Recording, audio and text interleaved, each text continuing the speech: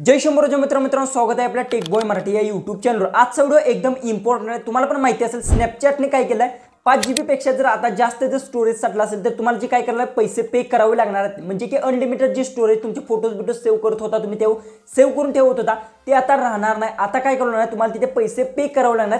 आता ह्यांनी सांगितले 1 तारखेपासून जी काही आता प्रोसेसिंगची चालू होणार म्हणजे की जे फोटो तुमचे पहिले होते ते संपूर्ण डिलीट होणार आणि 5 GB पर्यंत जेवढे फोटोज राहणार आहेत तेवढेच तुमचे फोटो आहेत ते सेव्ह राहणार।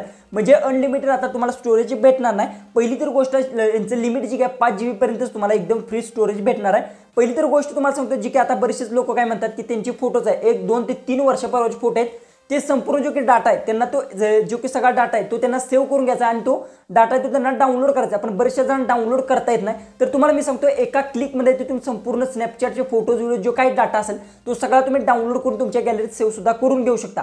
कशा पद्धतीने डाउनलोड करायचं सगळं काय सांगतो कारण की तुम्हाला सुद्धा माहिती आहे 1 तारखेपासून सगळे फोटोज व्हिडिओ जे काही तुमचे असतील अनलिमिटेड जर सेव्ह केले असतील तर सगळे डिलीट होणार आहेत आणि फक्त 5 GB पर्यंतच राहणार आहे। त्यांचं जे काही एक्झॅक्टली स्टोरेज आहे 5 GB पर्यंत आणि जर तुम्हाला जर स्टोरेज जर त्यांचं जे काही यूज करायचं असेल तर त्यांचं काय तर आता तुम्हाला माहिती आहे प्राइस भरावं लागणार पैसे ते भरायचे आणि नंतर एकदम फ्रीमध्ये ते यूज करू शकता।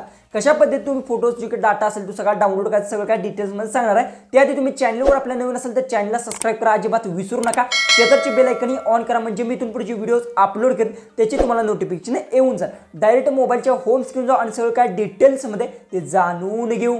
तर आता आपण आपल्या मोबाईलच्या होम स्क्रीनवर आलो। सगळ्यात पहिले तुम्हाला सांगतो जसं की आता तुम्हाला एक गोष्ट स्टार्टिंगला सांगतो व्हिडिओ तो स्किप करू नका कारण की जी की मी प्रोसेस आहे ही जास्त करून तुम्हाला सांगतो येथे सेटिंग्समध्ये म्हणजे जास्त जी काही अवघड आहे कारण की जर तुम्ही यातील एक जर स्टेप मिस केली तर तुम्हाला एक गोष्ट सांगतो तुमचा जी की संपूर्ण डाटा असेल तो सेव्ह होणार नाही। कुठे सेव्ह होणार आहे कुठून तुम्हाला तो डाउनलोड करावा लागणार काय सगळं काय सांगणार त्यासाठी व्हिडिओला लास्टपर्यंत नक्की पहा। सगळ्यात पहिले तर तुम्हाला काय स्नॅपसीड ॲप्लिकेशन तुमच्या मोबाईलमध्ये असेल तर तिला ओपन करून घ्यायचं। ओपन केल्यानंतर सगळ्यात पहिले तर बघू शकता अशा पद्धतीने इंटरफेस येईल त्यानंतर तिथे लोगोवर तुम्हाला इथे क्लिक करायचा आणि त्यानंतर येथून लोगोवर क्लिक केल्यानंतर सेटिंगचा इथे तुम्हाला ऑप्शन भेटेल यावर तुम्हाला क्लिक करून घ्यायचा आणि त्यानंतर पाक खाली स्क्रोल डाऊन करत जायचा। तिथे तुम्हाला एक ऑप्शन भेटतो बघू शकता माय डाटाचा तुम्हाला इथं ऑप्शन दिसतो बघू शकता लास्टून 2 नंबरचा ओके यावर तुम्हाला क्लिक करून घ्यायचा।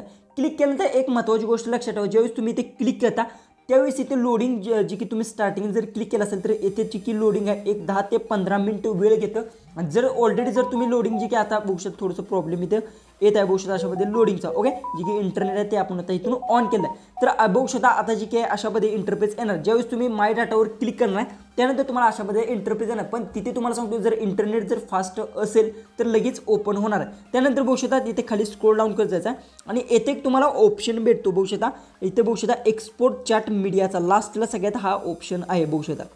तर सगळे ऑप्शन जे की वरलेत हे सगळे बंद करून घ्यायचे आहेत आणि याला ऑन करून घ्यायचं म्हणजे तुमचे ऑलरेडी बंद असतील एखादा 2 जर चालू असतील तर त्याला तुम्हाला बंद करून घ्यायचा।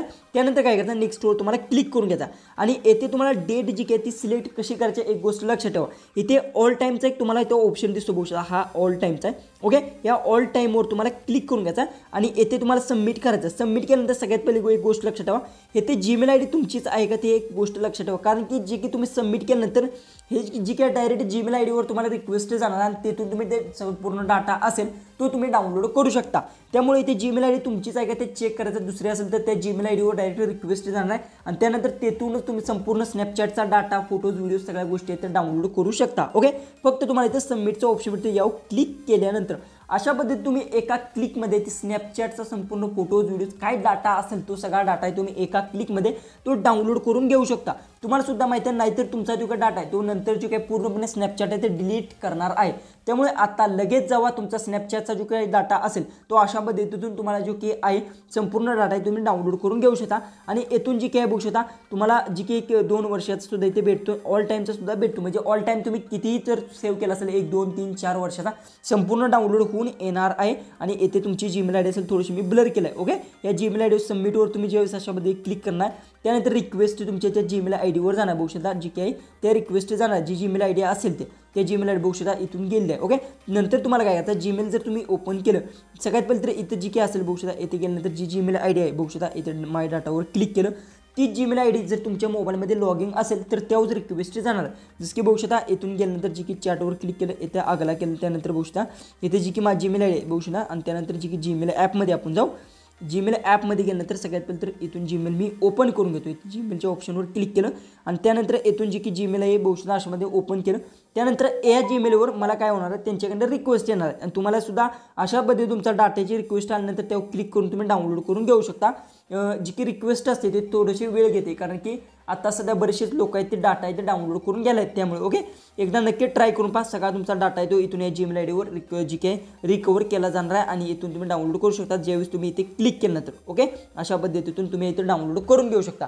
एकदा नक्की ट्राय करा. व्हिडिओ आवडला असेल तर नक्की चॅनलला सबस्क्राईब करा आणि जर ही ट्रिक जर वर्क झाली असेल तर कमेंट्स करा अजिबात विसरू नका. तर चला आपण भेटूया उद्याची एक नवीन इंटरेस्टिंग अशा व्हिडिओ.